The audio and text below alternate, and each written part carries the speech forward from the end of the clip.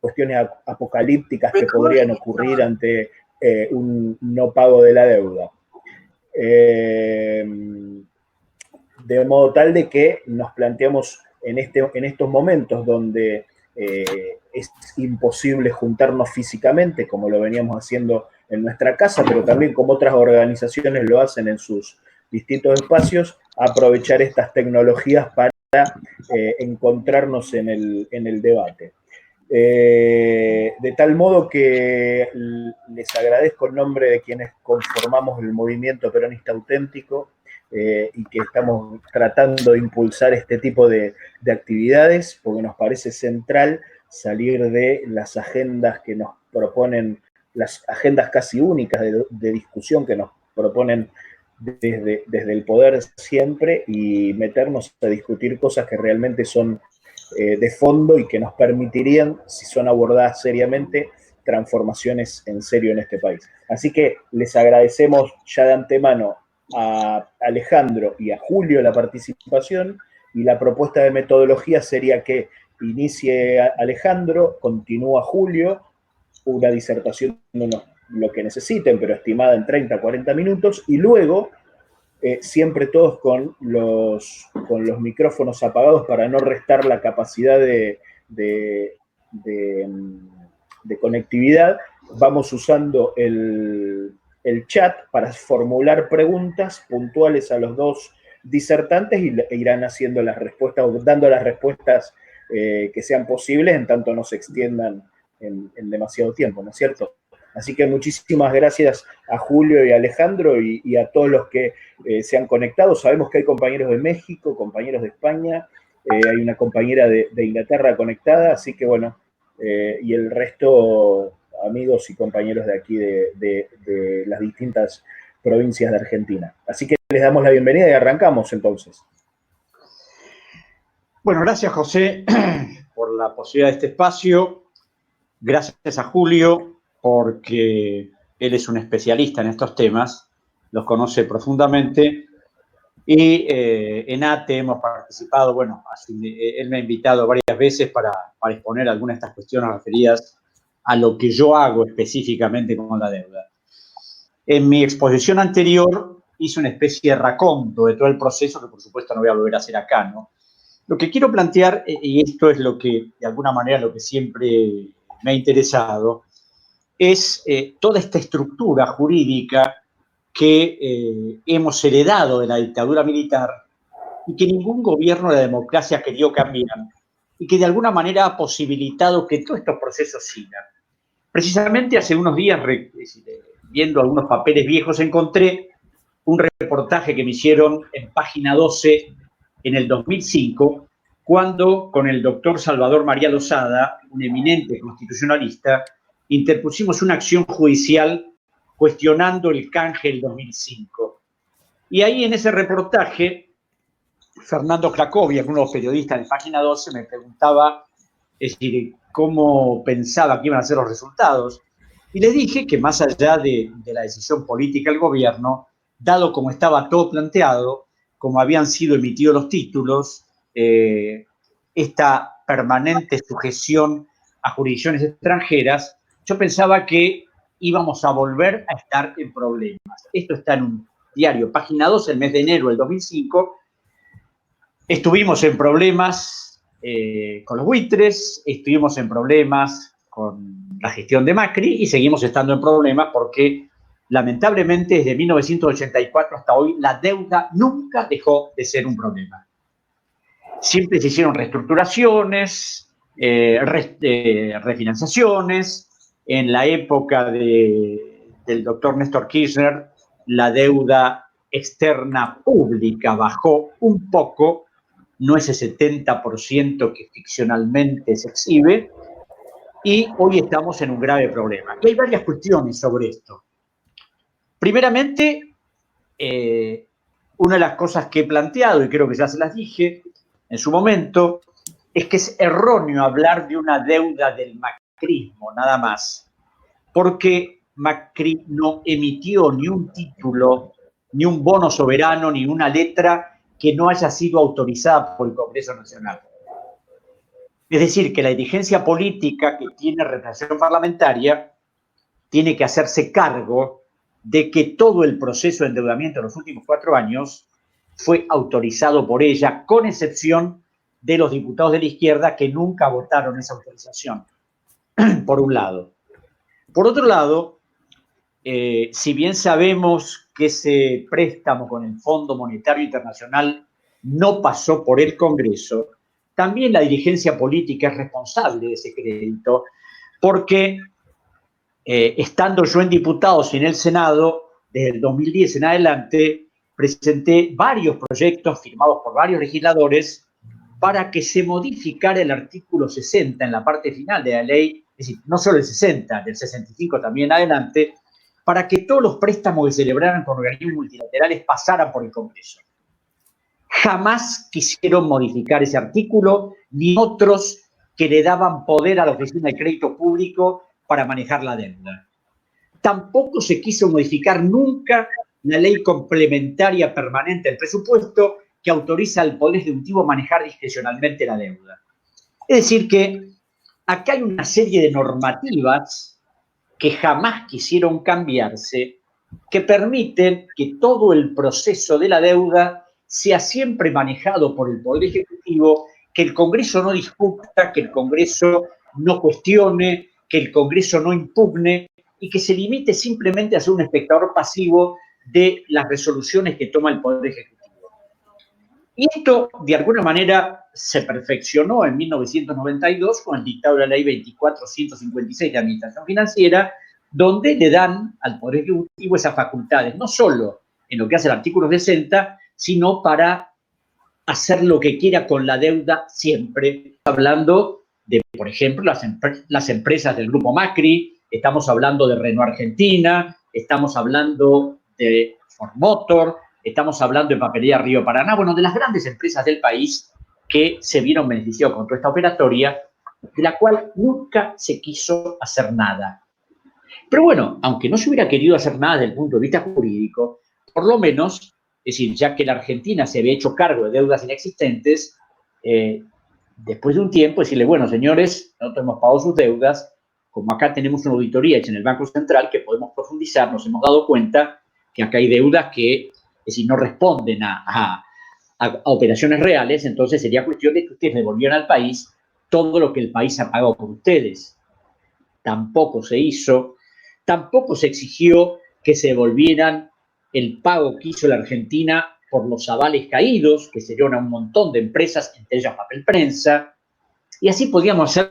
una larga lista de estas operaciones investigadas por la justicia, pero que siguen eternamente dormidas. Y lo grave es que, bueno, la justicia no hace nada, pero ¿por qué no lo hace un gobierno? ¿Por qué nunca ninguno de los gobiernos de la nación quiso tomar alguna intervención en esto? ¿Por qué siempre el tema de la deuda, que ahora lo va a explicar respecto a sus variables económicas, siempre se ha manejado sobre si se puede pagar, la pagamos, y si no se puede pagar, la reestructuramos, la refinanciamos, la canjeamos?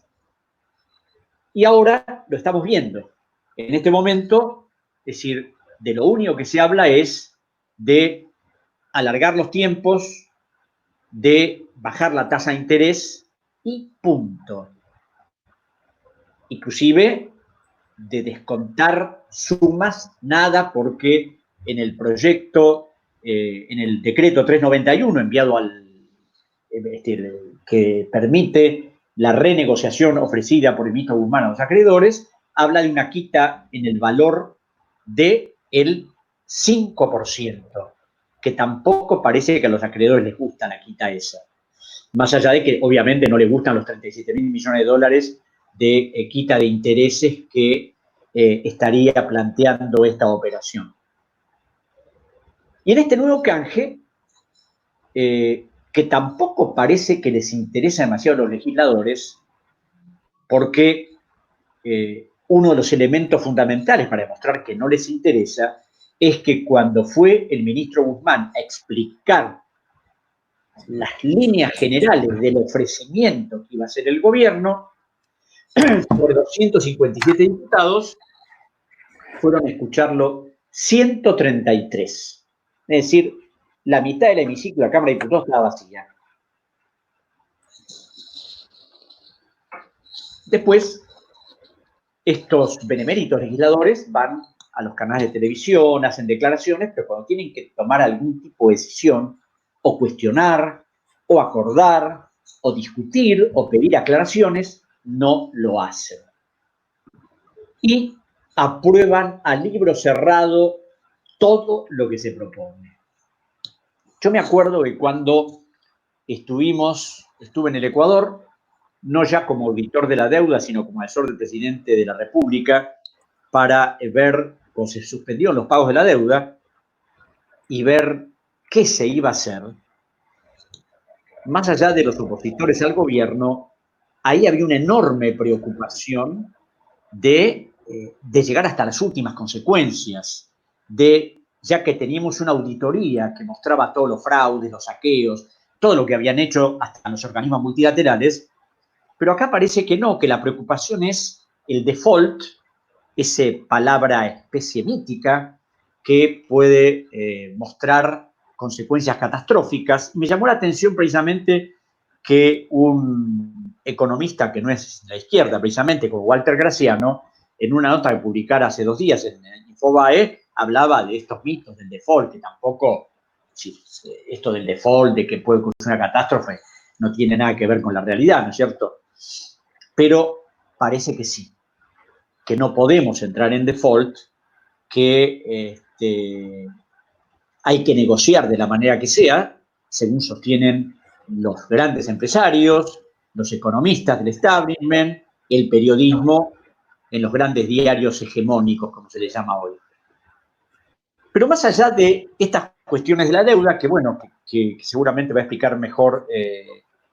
Julio, una de las cosas que podría hacer el gobierno, aceptando que quieran negociar con los acreedores, es hacer una auditoría de la deuda. En estos 3 años donde no se va a pagar nada, hacer una auditoría a ver qué se encuentra ahí, teniendo como base una investigación penal donde hay una habitación de más de 4x4 absolutamente llena de informes, pericias, documentos, testimonios que muestran todo el proceso. Pero además de eso, de esa auditoría, habría que hacer una auditoría en el Banco Central. El Banco Central tiene reservas por 43.000 millones de dólares y tiene obligaciones por casi 90.000 millones de dólares. Y hace unos días salió un informe sobre la fuga de capitales. Y como siempre pasa, se habla de la fuga, se habla de la deuda, pero ¿y los responsables? ¿Quiénes fugaron? En ese informe está la lista detallada de los nombres de los que compraron dólares, de los que hicieron operaciones con los pases pasivos, de los que hicieron operaciones con las LELIQ, que llegaron a comprar LELIQ al 85% de interés y llegó a haber una emisión de LELIQ de 1.300.000 millones de dólares, perdón, de pesos. Hoy en día está más o menos en lo mismo, aunque con una tasa de interés, por supuesto, mucho menor. Pero no, parece que no se puede investigar al Banco Central, no se puede investigar a los responsables de la política económica, no. Es como que todo lo jurídico está blindado. Es decir, no hay forma de discutirlo. Ahora, si fuéramos un país de locos, de alguna manera lo somos, y estuviéramos nadando en la abundancia, la Argentina tendría un superávit fiscal enorme, tendríamos reservas por, no sé, por 500.000 millones de dólares, y quisiéramos regalar la plata. Bueno, pero esa propuesta del ministro Guzmán se hizo antes de la pandemia. Y la pandemia ha significado una catástrofe, no solo para Argentina, sino en el mundo entero. Es decir, no es que solo acá tenemos problemas. En este momento, los países de Europa, Estados Unidos, todos tienen grandes problemas, por supuesto, ya han hecho operaciones de rescate económico, pero nosotros no. En este momento nosotros estamos negociando una parte de la deuda y no hay otra alternativa que recurrir a la emisión monetaria para tratar de la forma que se hace de ayudar ante las graves carencias que esto ha ocasionado a cientos de miles y millones de personas que han perdido sus trabajos, que han dejado de trabajar, y hablo de monotributistas, de pymes que han cerrado, de negocios, bueno, todo lo que sabemos que se puede leer en los diarios. Y que el gobierno ha dispuesto planes de ayuda que siempre son insuficientes, y bueno, y hay que empezar a emitir. Y me llama la atención que nadie diga, porque como siempre se dice que la emisión monetaria causa un inmediato fenómeno inflacionario, es raro que haya habido una inflación tan baja el mes pasado, y parece que el mes este también, a pesar de la enorme emisión que se ha hecho. Entonces, después de que ocurriera la pandemia, suponía que la propuesta iba a ser más dura, pero no, fue la misma propuesta, con las mismas características, que naturalmente ni BlackRock, ni Templeton, ni PIMCO, ni Gramercy, ni Greylock aceptaron, y que acaban de, según he visto en los medios, le han hecho llegar 3 propuestas al ministro que están evaluando, y veremos qué es lo que evalúa, qué es lo que sucede, si esos 3 años y pico se acortan, si los intereses se aumentan, porque el que va a empezar a pagar no es el gobierno de Alberto Fernández, sino el próximo gobierno. El primer pago establecido en todo ese prospecto es recién en noviembre del año 2023. Es decir, que el muerto lo cargará seguramente el próximo gobierno, y si es reelegido el doctor Fernández, tendrá que asumir esa deuda que es materia del canje que se hizo. Y para terminar, y esto yo lo escribí en ámbito financiero, respecto a las particularidades de uno de los bonos elegibles, el bono a 100 años, hay una cláusula que yo, que leo los bonos, lectura aburrida, tediosa, pero que a veces uno descubre algunas cositas, ¿no? Y así como he descubierto un montón de cosas en los títulos emitidos del 92, 93, 95 y en los posteriores, algo se me había escapado. Y algo se me había escapado porque en el último prospecto del bono de estos bonos que se van a emitir, tiene 305 páginas. En otros bonos también la extensión de los prospectos son enormes, con un lenguaje reiterativo, a veces críptico, con repeticiones. Yo me acuerdo que una vez con el presidente Correa, que es economista, me decía: Alejandro, ¿sabes lo que pasa? Es como si establecieran todo este lenguaje para confundir, y que en caso de algún litigio ellos siempre tengan algún recurso para ganar. Y evidentemente es así, pero bueno, yo había algo que no había advertido, pero sí lo advirtió un profesor de la Universidad de Duke en Estados Unidos, al que yo conocí en un congreso en Noruega en el año 2008. Es un abogado experto en deudas soberanas que advirtió la existencia de una cláusula verdaderamente insólita. Él dice que es una cláusula muy rara, que él ha visto en muy pocos bonos, y que es una cláusula que determina que ante un canje voluntario o un eventual default, los tenedores de ese bono pidan una aceleración de los vencimientos y haya que pagar la totalidad del bono y los intereses hasta el año, y los intereses por los famosos 100 años, lo que significaría una suma gigantesca. Es claro que yo, que algo conozco del derecho anglosajón, esto es muy discutible, esto podría ser eventualmente impugnado, podría configurar dentro de lo que es el orden jurídico un verdadero abuso de derecho, pero ya hay un fallo en los tribunales norteamericanos que han determinado la validez de esa cláusula y la obligatoriedad de pagar íntegramente el capital con más todos los intereses. Pero claro, es un fallo, puede haber otros. Y aquí termino con algo que puede parecer, para mí no es folclórico, para mí es grave, pero no pareciera que yo debo ser un loco, que soy el único que le parece preocupante, porque ningún gobierno ha decidido cuestionar esto. En el año 1989, el presidente Carlos Menem nombró como abogado de la Argentina para todos los procesos de reestructuración de la deuda pública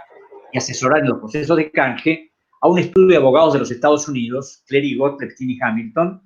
que son expertos en deuda soberana, que son abogados de grandes defraudadores, lo dicen ellos en su página web, no es una calificación mía, de personas que tienen grandes problemas empresarios y que además han sido históricos abogados de los históricos acreedores de la Argentina, del Bank of America, del Chase Manhattan Bank, también lo dicen ellos en su página web. Pero bueno, nosotros decidimos contratarlos porque, a pesar de ser abogados de los acreedores, seguramente son personas muy inteligentes. Y estos abogados contratados por Menem en 1989 fueron recontratados por Eduardo Dados, por la doctora Cristina Fernández de Kirchner, para todos los trabajos de asesoramiento de la reestructuración del 2010. Y por supuesto fueron los abogados que nos defendieron malamente en los tribunales de Nueva York cuando el juicio con el Fondo Q3. Yo me acuerdo que me conecté con un amigo mío que era un importante funcionario del gobierno de la doctora Kirchner para enviarle toda una carpeta de lo que yo había rastreado de estos abogados. Esa carpeta había determinado que el presidente del Ecuador les revocara inmediatamente el mandato porque también abogados del Ecuador. Bueno, mi amigo, importante funcionario del Ministerio de Economía,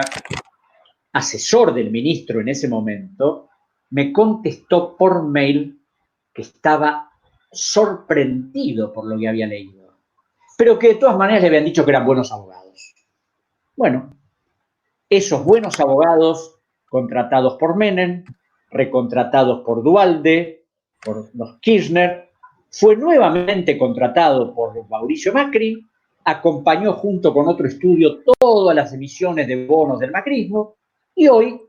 figuran nuevamente en los prospectos del decreto 391 para canjear la deuda. Como ustedes pueden ver, no es bueno todo este proceso y desarrollo y sus consecuencias económicas no sé cuáles van a ser, pero como veo que están planteadas las cosas, no creo que sean buenas. Les agradezco mucho y espero que mi amigo Julio sea por ahí mucho más claro que yo en un montón de cosas.